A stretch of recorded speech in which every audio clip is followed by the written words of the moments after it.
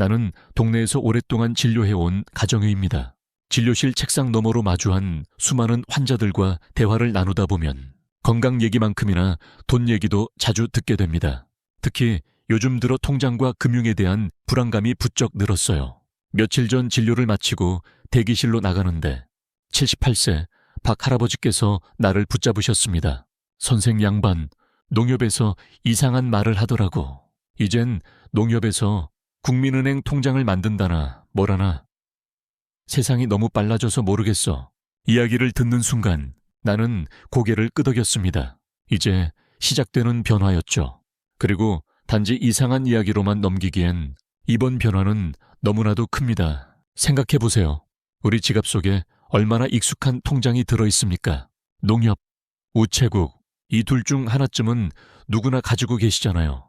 아마도 우리 부모님, 그리고 이 글을 보고 계신 분들의 지갑 속에도 익숙한 녹색과 주황색의 카드가 자리 잡고 있을 겁니다. 그런데 이 익숙함이 이제는 경고가 될 수도 있다는 거 알고 계셨나요? 올해 7월부터 농협과 우체국을 둘러싼 4가지 금융제도가 본격적으로 바뀝니다. 단순히 인터넷 뱅킹 기능이 추가되는 수준이 아니라 청약통장, 예금자 보호, 정부 보장, 은행 대리업까지 어르신들의 생활자금과 직결되는 변화가 몰려오고 있습니다. 나는 이 변화를 단순히 법이나 제도 변경이라고 보지 않습니다. 이건 분명 건강한 노후를 위한 또 다른 예방주사입니다. 예방주사는 맞을 때는 아프지만 그 효과는 수십 년을 지켜주잖아요. 제가 이 이야기를 드리는 건 단 하나, 여러분이 나중에 알았더라면 하는 후회를 하지 않으셨으면 해서입니다. 실제로 제가 만난 분들 중에는 그때는 몰랐어. 그냥 지나쳤지. 라고 한숨 지으시는 분들이 많았습니다. 우리 어르신 세대는 늘 묵묵히 성실하게 살아오셨죠. 무엇을 믿고 어떻게 해왔는지 그 뿌리는 너무나 든든합니다. 하지만 세상은 바뀌고 있고 그 변화는 조용히 그리고 빠르게 스며듭니다. 그렇기에 지금 이 시점에서 제가 의사로서 그리고 여러분의 생활 동반자로서 꼭 드리고 싶은 말씀은 이것입니다. 당장 지갑을 꺼내어 통장을 한번 확인해 보세요. 농협이든 우체국이든 오래된 청약 통장이든 지금 우리가 꺼내보는 그 통장 하나가 여러분의 10년 후 자산의 안전을 결정짓게 될지도 모릅니다. 그리고 그 첫 번째 신호는 제가 며칠 전 진료실에서 만난 박 할아버지의 적금 만기일 이야기에서 시작됩니다. 박 할아버지는 저와 같은 동네에서만 평생을 살아오신 분입니다. 말씀도 꾸밈없고 성품도 단단하신 분이죠. 늘 진료 끝엔 이 나이에 뭘 더 챙기겠어 하시곤 하셨습니다. 그런데 그날은 달랐습니다. 선생 양반, 농협에서 내가 적금 만기라 갔더니 직원이 이러는 거야. 국민은행 적금 상품은 어떠세요? 하면서 설명을 시작하더라고. 농협에서 국민은행 상품을 들라고. 이게 말이 되는 일이야. 할아버지의 표정엔 혼란과 경계심이 가득했어요. 당연한 반응입니다. 30년 동안 오로지 농협만 이용하며 살았는데 갑자기 타 은행 상품을 농협 직원이 권한다면 누구라도 어리둥절할 겁니다. 하지만 이것은 착오도 실수도 아니었습니다. 7월부터 본격 시행되는 은행 대리업 제도, 즉 농협과 우체국이 다른 은행의 금융상품을 대신 안내하고 판매할 수 있는 제도가 현실이 된 것입니다. 박 할아버지는 말하셨죠. 내가 이 나이에 국민은행 적금을 들게 될 줄 누가 알았겠어. 그것도 농협에서 상담받고 말이야. 그 이야기를 들으면서 저는 속으로 생각했습니다. 변화는 정말 조용히 그러나 확실하게 시작됐구나. 예전엔 비교를 하려면 발품을 팔아야 했습니다. 국민은행 적금 이율이 궁금하면 직접 은행 지점에 가야 했고 신한은행 상품은 또 다른 지점까지 가야 했죠. 하지만 이제는 농협에만 가면 국민은행, 신한은행, 우리은행 등 주요 은행들의 상품을 한눈에 비교할 수 있게 된 겁니다. 마치 백화점에서 여러 브랜드의 물건을 한자리에서 둘러보듯이 말이죠. 이건 특히 어르신들께 큰 기회입니다. 왜냐고요? 첫째, 이제는 인터넷 뱅킹에 익숙하지 않더라도 친숙한 농협 직원이 직접 상품을 설명해 줄 수 있습니다. 신뢰하는 사람의 설명은 훨씬 마음이 놓이죠. 둘째, 각 은행의 금리나 조건을 한 번에 비교하면서 내게 맞는 상품을 고를 수 있게 되었습니다. 과거처럼 그냥 늘 하던 대로 선택하는 것이 아니라 이제는 가장 이득이 되는 선택을 할 수 있다는 말입니다. 셋째, 시골이나 작은 동네에서 은행 접근성이 사라지는 문제도 어느 정도 해결됩니다. 많은 지역에서 은행 지점들이 문을 닫고 있는 요즘 동네 농협이 여러 은행의 역할을 겸하게 되면 멀리 나가지 않아도 대부분의 업무를 처리할 수 있게 되는 거죠. 물론 아직 모든 것이 완벽하진 않습니다. 정식 시행이 7월부터이기 때문에 초기에는 일부 제약도 있을 수 있고 이용 가능 상품도 점차 확대되는 형태로 진행될 겁니다. 하지만 분명한 건 이 변화가 불편한 변화가 아니라는 것입니다. 그건 박할아버지의 변화된 말투에서도 느낄 수 있었어요. 며칠 뒤 다시 진료실에 오신 할아버지는 국민은행 이자가 농협보다 높더라고. 그래서 일부는 거기로 넣어봤어. 농협 직원이 도와줘서 편했지 하고 말씀하셨습니다. 처음엔 어색하고 당황스러웠지만 그 낯설음을 넘어서니 더 좋은 선택이 기다리고 있었던 겁니다. 저는 이 변화가 단순한 시스템 개편이 아니라 우리 어르신들께 더 큰 선택지와 더 나은 조건을 안겨주는 길이라고 생각합니다. 그리고 지금 이 글을 보고 계신 분들도 언제든지 농협이나 우체국에 가셔서 다른 은행 상품도 볼 수 있다면서요. 하고 조심스럽게 물어보셔도 괜찮습니다. 여러분이 금융 전문가가 아니어도 됩니다. 궁금한 건 묻고 확인하고 다시 선택하면 되는 겁니다. 그게 지혜로운 노후로 가는 작은 시작입니다. 박할아버지의 한 걸음이 당신의 내일에도 분명히 도움이 될 겁니다. 그리고 다음으로 가장 시급하고도 많은 분들이 모르고 계신 변화가 있습니다. 바로 오래된 청약 통장 문제입니다. 제가 실제로 가장 많이 받는 질문 중 하나이기도 하지요. 이제 그 이야기를 해볼까 합니다. 선생님, 이거 그냥 놔둬도 되는 거죠? 진료를 마치고 나가시려던 70대 여성 환자분이 가방에서 조심스레 꺼낸 것은 오래된 청약저축 통장이었습니다. 통장을 펼쳐보니 가입일이 1996년 매달 3만 원씩 성실히 넣어오신 기록이 고스란히 남아있었습니다. 딸 결혼할 때 쓰려고 만든 거예요. 근데 딸은 벌써 집을 샀고 이건 뭐 그냥 놔둬도 되겠죠? 그 질문을 듣고 저는 고개를 천천히 저었습니다. 그냥 두시면 안 됩니다. 특히 올해 9월 30일까지는 꼭 확인하셔야 해요. 이유는 단순합니다. 기존의 청약저축, 청약예금, 청약부금 등 이전 세대의 청약통장들은 이제 제 역할을 다 했고 주택청약종합저축으로 전환하지 않으면 이후 청약기회에서 배제되거나 불리한 조건에 놓이게 되기 때문입니다. 그렇다면 왜 바꿔야 할까요? 왜 지금이 마지막 기회일까요? 그 이유는 크게 세 가지입니다. 첫째, 기능의 차이. 이전 통장들은 국민주택 같은 일부 주택 유형에만 청약할 수 있었습니다. 그러나 종합저축으로 전환하면 국민주택 플러스, 민영주택 플러스, 도시형 생활주택 등 모든 청약 유형에 신청할 수 있게 됩니다. 즉, 선택의 폭이 훨씬 넓어지고 자녀나 손주에게 증여할 때도 유리한 조건을 만들 수 있다는 것이죠. 둘째, 기존 납입 금액과 기간은 그대로 유지. 이 부분은 많은 분들이 걱정하십니다. 그럼 지금까지 넣은 건 없어지는 거예요. 하고 말이죠. 절대 그렇지 않습니다. 전환을 하더라도 지금까지의 납입 금액과 가입 기간은 그대로 인정됩니다. 그분의 3만 원짜리 적립도, 무려 20년 넘게 쌓은 가입 이력도 고스란히 살아있는 셈입니다. 셋째, 전환은 한 번뿐이고 되돌릴 수 없습니다. 일단 바꿔볼까 하다가 나중에 마음 바꾸면 다시 돌리면 되죠. 이렇게 생각하실 수도 있지만 안타깝게도 청약통장 전환은 되돌릴 수 없습니다. 따라서 신중한 판단이 필요하지만 대부분의 경우 바꾸는 것이 훨씬 유리합니다. 특히 자녀와 손주에게 증여할 계획이 있으신 분들에겐 종합저축이 명백히 좋은 선택이 됩니다. 더 다양한 주택에 도전할 수 있고 통장 하나로 실질적인 자산, 이전 효과까지 기대할 수 있거든요. 실제로 저는 몇몇 환자분들께 농협이나 은행에 가셔서 이렇게 말씀하세요. 청약통장을 종합저축으로 전환하고 싶습니다. 라고 안내해드렸고 그분들은 일주일 내로 다녀오셨습니다. 직원이 너무 친절하게 설명해줬어요. 생각보다 간단하던데요. 이런 피드백을 많이 들었습니다. 요즘은 지점에서도 이 문제에 대해 잘 알고 있어서 창구에서 전환 신청을 하면 대부분 신속하게 도와줍니다. 하지만 주의하셔야 할 점도 있습니다. 전환을 신청하면 바로 그 순간부터 예전 통장 기능은 사라지고 종합저축으로만 운영되게 됩니다. 그러니 통장 내 돈을 언제 써야 하는지, 실제 청약할 계획은 있는지, 자녀에게 물려줄 계획은 있는지 등을 꼭 미리 생각해 보시고 결정하셔야 합니다. 그리고 또 한 가지, 농협에서 가입한 청약 통장도 마찬가지입니다. 창구에서 청약 전환 상담 받고 싶습니다 라고 말씀하시면 바로 절차를 진행해 줍니다.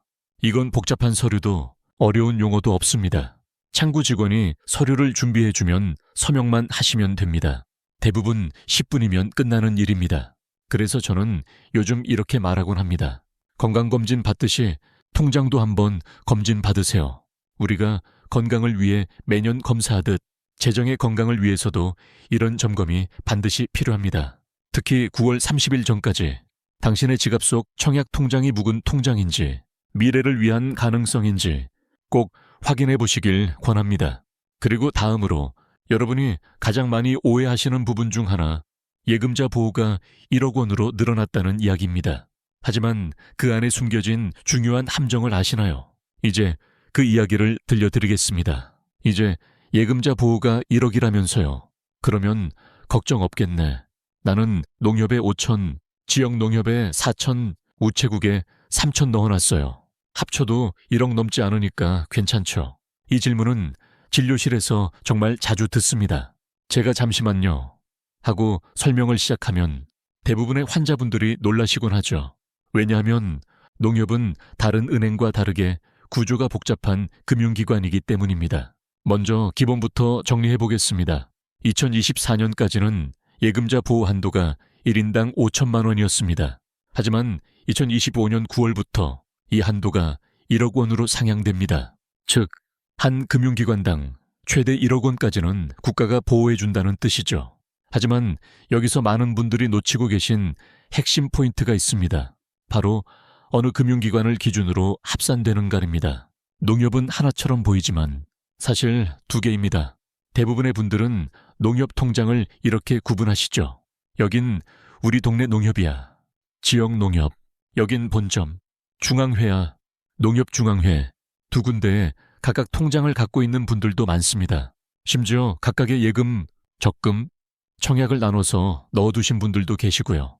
그런데 문제는 이 두 군데가 각각 따로 보호받는 것이 아니라 하나의 금융기관으로 간주된다는 점입니다. 예를 들어 볼게요. 어르신께서 지역 농협에 6천만 원, 농협중앙회에 5천만 원을 예치했다고 합시다. 총 1억 1천만 원이죠. 그렇다면 예금자 보호는 어떻게 적용될까요? 정답은 합산하여 1억까지만 보호됩니다. 즉, 1천만 원은 보호 대상에서 빠지게 되는 겁니다. 이런 오해는 정말 많습니다. 왜냐하면 통장도 다르고 직원도 다르고 위치도 다르니까 이건 다른 은행이겠지 하고 생각하기 쉽거든요. 하지만 예금자 보호제도에서 보는 기준은 은행 명칭이 아닌 법적 단위입니다. 농협은 특수한 형태의 협동조합 구조로 농협중앙회 플러스 지역농협 모두를 농협이라는 하나의 금융기관으로 보고 보호 한도를 적용하는 거죠. 그렇다면 어떻게 해야 할까요? 제가 환자분들께 가장 자주 드리는 조언은 이렇습니다. 자산이 1억 이상이라면 분산을 고려하세요. 농협 외에도 다른 시중은행 국민, 신한, 우리 등이나 우체국을 활용하는 것이 좋습니다. 각 금융기관은 별도로 1억 원 보호되기 때문에 자산을 나누어 넣으면 더욱 안전해집니다. 농협 안에서도 같은 농협이라는 점을 꼭 기억하세요. 지역 농협에 5천, 중앙회에 5천을 넣었다면 그건 한 곳에 1억 넣은 것과 같다는 사실을 잊지 마세요. 가까운 농협 창구에 가셔서 직접 확인받아 보세요. 제가 가진 예금이 예금자 보호에서 어떻게 적용되는지 알려주세요. 라고 말하면 직원이 아주 친절하게 정리해 줍니다. 예금 보호는 단순히 이자율이 높은 곳을 찾는 것보다 더 중요한 일입니다. 왜냐하면 아무리 이자가 높아도 원금이 날아갈 수 있는 구조라면 의미가 없기 때문입니다. 요즘처럼 금융사기, 부실 금융기관 뉴스가 심심찮게 들리는 시대에는 무엇보다도 내 돈은 안전한가? 먼저 살펴야 합니다. 그런 점에서 제가 어르신들께 추천드리는 또 다른 대안이 있습니다. 바로 우체국 예금입니다. 우체국은 은행도 아닌데 거기다 돈을 넣어도 괜찮을까요? 이런 걱정하시는 분들 많으신데요. 아마 다음 이야기를 들으시면 생각이 완전히 바뀌실 겁니다. 바로 이어서 정부가 전액 보장하는 우체국 예금 발의의 숨은 장점들을 알려드릴게요. 선생님, 우체국에도 돈을 넣어도 되나요? 은행도 아니라던데 혹시 위험하지는 않겠죠? 이런 질문을 받을 때마다 저는 웃으며 고개를 끄덕입니다. 어르신, 아마 지금 말씀하신 곳이 가장 안전한 선택 중 하나일지도 몰라요. 라고요. 요즘은 어디에 돈을 맡기더라도 늘 혹시나 하는 불안감이 따라 붙습니다. 은행이 망하면 어떡하지? 예금자 보호는 진짜 작동할까? 그럴 때 제가 꼭 꺼내는 카드가 하나 있습니다. 바로 우체국 예금입니다. 우체국 예금은 정부가 100% 전액 보장합니다. 말 그대로입니다. 1억이든 2억이든 5억이든 금액에 상관없이 정부가 전액을 보장해 줍니다. 이건 다른 금융기관과 비교할 수 없는 강력한 장점입니다. 왜냐하면 일반 은행은 아무리 안정적이라 해도 예금자 보호 한도가 1억 원까지로 제한되기 때문입니다. 하지만 우체국은 예금자 보호법이 아니라 국가재정법의 보호를 받습니다. 즉, 나라에서 운영하는 금융 시스템이기 때문에 예금이 세금처럼 취급돼 무제한 보장이 가능한 것입니다. 실제로 이런 사례도 있었습니다. 몇 년 전 저희 진료소에 오시던 고혈압 환자 한 분이 시중은행에 1억 5천만 원을 예치해 두셨다가 나중에 한도 초과로 일부 금액을 돌려받지 못할 뻔한 일을 겪으셨습니다. 그분께 제가 추천드린 것이 우체국이었고 그 후론 1억 이상 자산은 전부 우체국으로 옮기셨죠. 이젠 마음이 편해요. 무슨 일이 있어도 나라에서 지켜준다니까. 이렇게 말씀하시며 웃던 그 얼굴이 아직도 기억에 남습니다. 그렇다면 왜 다들 우체국을 잘 안 쓸까요? 가장 큰 이유는 은행이 아니다는 인식 때문입니다. 그리고 또 하나는 이자가 조금 낮다는 점이죠. 맞습니다. 일부 상품은 시중은행보다 이율이 낮을 수 있습니다. 또한 카드, 대출 같은 서비스는 다양하지 않습니다. 하지만 저는 이렇게 말합니다. 돈을 크게 불리고 싶다면 투자 상품을 보세요. 하지만 절대 잃고 싶지 않은 돈이라면 우체국이 답입니다. 추천드리는 우체국 활용법, 제가 실제로 자주 권해드리는 방법입니다. 생활비와 급여 통장은 농협 등 기존 사용 은행 유지, 익숙하고 실용적인 사용처로 계속 쓰세요. 비상금, 노후자금, 증여 예정 자산은 우체국으로 분산, 언제든 꺼내 쓸 수 있도록 하되 안전성을 최우선으로 두세요. 자녀와 함께 우체국 방문하여 상속 또는 증여 계획 상담. 실제로 우체국에서는 시니어 상담도 매우 친절하게 진행해 줍니다. 최근에는 우체국도 점점 디지털 기능을 확장하고 있어서 모바일 앱을 통해 잔액 확인, 아이스 예금 관리도 가능해졌습니다. 다만 인터넷이 익숙하지 않으신 분들은 지점 창구를 이용하시는 것이 더 안전합니다. 우체국 직원분들은 시니어 고객을 대상으로 한 안내가 잘 되어 있어 복잡한 말 없이도 친절하게 알려주시는 경우가 많습니다. 정리하자면 우체국은 은행보다 기능은 단순할 수 있어도 나의 돈이 어디에도 흔들리지 않게 지켜지는 최후의 보루가 될 수 있다는 점입니다. 그리고 이런 안전함을 기반으로 다음 이야기로 넘어가 볼까 합니다. 이젠 동네 농협이나 우체국에서도 국민은행, 신한은행 업무를 볼 수 있는 시대가 왔습니다. 은행 지점이 사라지는 지금 이 변화는 어르신들에게 꼭 필요한 편리함일지도 모릅니다. 이제 그 이야기를 들려드릴게요. 며칠 전 진료를 마치고 제가 오래 알고 지낸 82세 고혈압 환자 어르신과 차 한 잔을 나눌 기회가 있었습니다. 그분은 시골 마을에서 혼자 살고 계신데 그날도 농협 다녀오셨다며 피곤한 얼굴로 말씀하셨죠. 선생님, 이 나이에 시내까지 가는 것도 일이에요. 국민은행 통장 하나 만들려면 2번은 다녀와야 해요. 대출 상담도 받고 싶은데 버스 시간 맞추기가 쉽지 않아요. 그 말을 듣고 저는 마음이 무거웠습니다. 실제로 지방에서는 시중은행 지점들이 점점 사라지고 있습니다. 특히 고령 인구가 많은 지역일수록 은행 없는 마을이 점점 늘어나고 있는 현실입니다. 하지만 그 어르신께 저는 이렇게 말씀드렸습니다. 이제 곧 그런 불편함은 사라질 수 있어요. 농협이나 우체국에서도 국민은행, 신한은행 업무를 대신 볼 수 있게 되거든요. 은행 대리업이란 2024년 하반기부터 본격 시행되는 이 제도는 농협 우체국이 타 은행의 상품을 대신 상담하고 가입까지 도와주는 것을 말합니다. 즉, 여러분이 평소 다니시던 농협 창구에서 국민은행 적금 금리는 얼마예요? 신한은행 대출 조건은 어떻게 되나요? 라고 물으면 그 자리에서 타 은행의 상품을 비교하고 가입까지 할 수 있는 시대가 열린다는 말입니다. 이게 어르신들께 왜 큰 변화일까요? 생각해보세요. 지금까지는 이자율을 비교하려면 직접 각 은행 지점에 가야 했습니다. 또는 인터넷에 익숙해야 여러 조건을 비교할 수 있었죠. 하지만 이제는 농협 한 곳에만 가도 타 은행들의 주요 상품들을 비교할 수 있게 됩니다.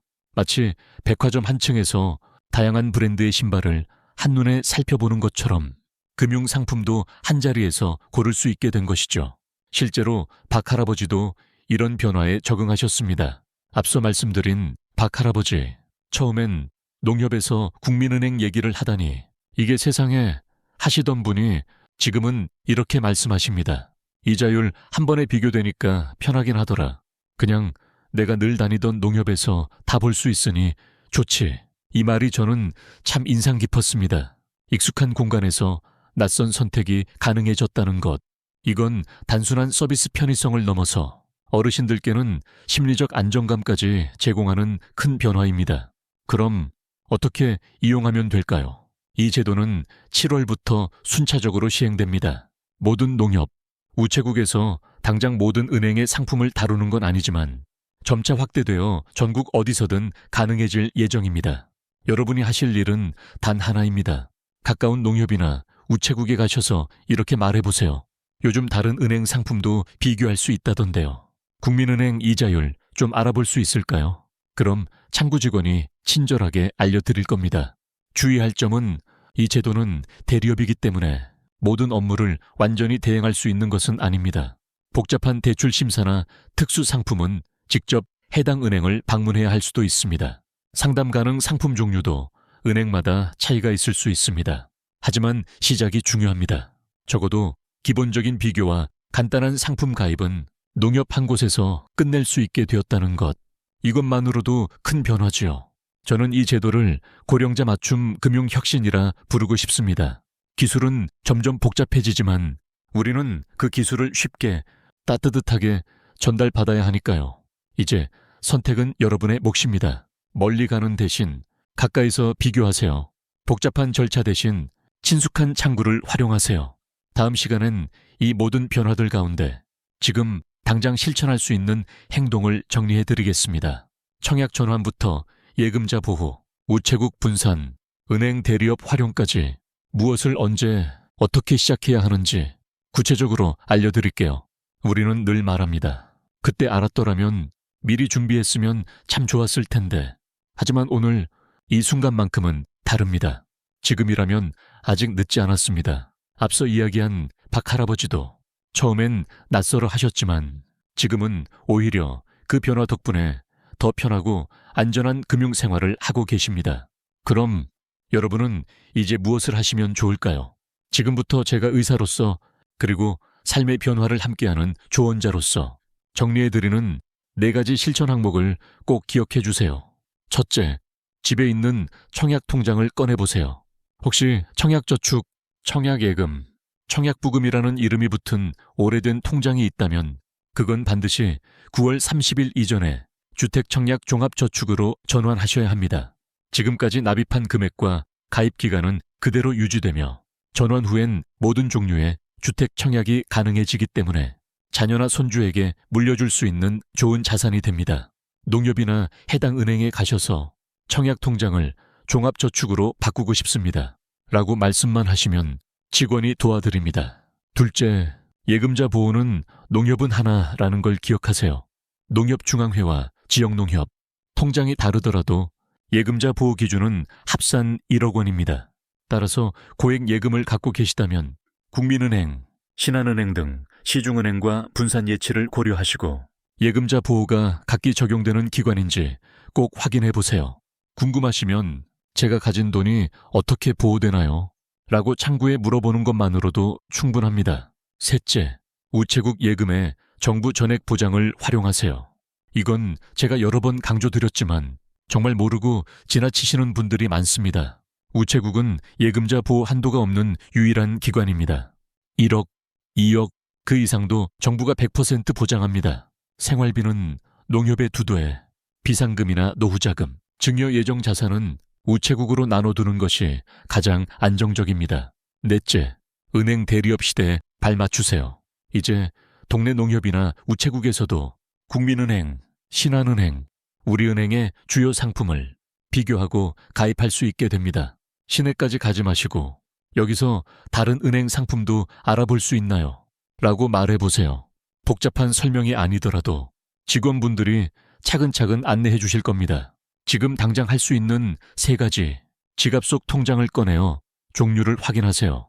농협이나 우체국에 방문해 상담 요청만 해보세요. 오늘 배운 내용을 자녀, 친구, 이웃과 꼭 나누세요. 우리는 나이가 들수록 세상의 변화에 피곤함을 느끼곤 합니다. 하지만 잊지 마세요.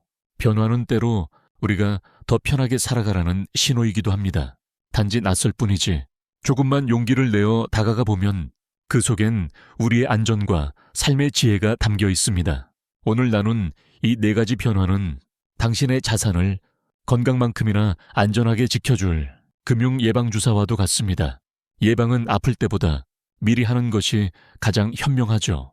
그리고 한 가지 더, 혹시 오늘 이야기 중에 궁금한 점이 있으셨나요? 주변에서 실제로 경험하신 변화가 있으셨나요? 그렇다면 주저하지 말고 댓글로 남겨주세요. 그 이야기가 또 다른 어르신의 선택에 소중한 길잡이가 될 수 있습니다. 오늘 여러분과 나눈 이 대화가 단순한 정보 전달이 아닌 더 안전하고 지혜로운 노후를 위한 출발점이 되길 바랍니다. 우리는 지금도 배울 수 있고, 지금도 변화할 수 있으며, 지금도 더 나은 삶을 선택할 수 있습니다. 당신의 선택이 오늘도 옳았습니다.